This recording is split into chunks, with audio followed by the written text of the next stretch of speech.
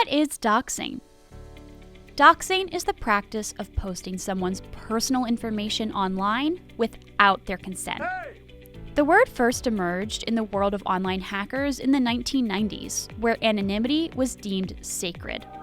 A feud between hackers might escalate when someone decided to drop dox on somebody else. That is, post documents revealing the legal name of a person who had only been known by an alias up to that point.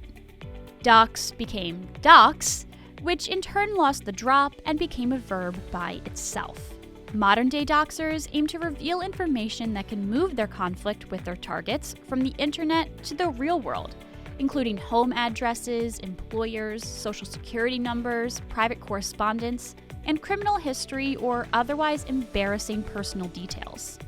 The goals range from intimidating or humiliating victims, causing a loss of employment or breaking off of relationships, or making the target a victim of in-person harassment or assault. Is doxing illegal? The prospect of someone posting your home address for anyone on the internet to see is pretty scary to most people, and you may assume that it can't possibly be legal. Indeed, federal law restricts the publication of personal information about certain categories of people, including state or federal employees or officers, as well as jurors, witnesses, or informants in trials or criminal investigations.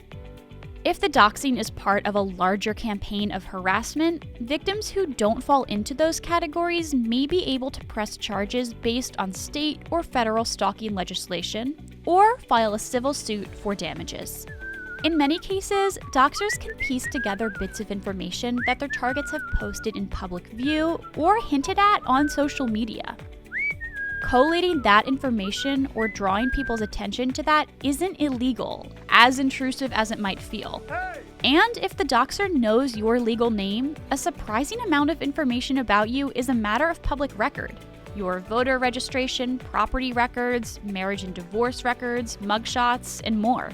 These details aren't necessarily just a Google search away, but they can be obtained from government agencies readily enough, often at low to no cost.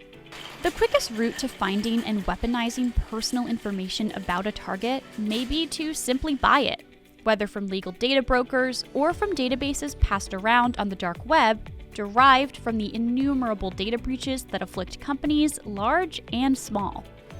If a doxer can connect their target's name, email address, or social media handle with a record in one of those databases, they can get a wealth of information that can then be posted publicly. There are even paid doxing as a service outfits out there. Getting legal relief against doxers can be difficult.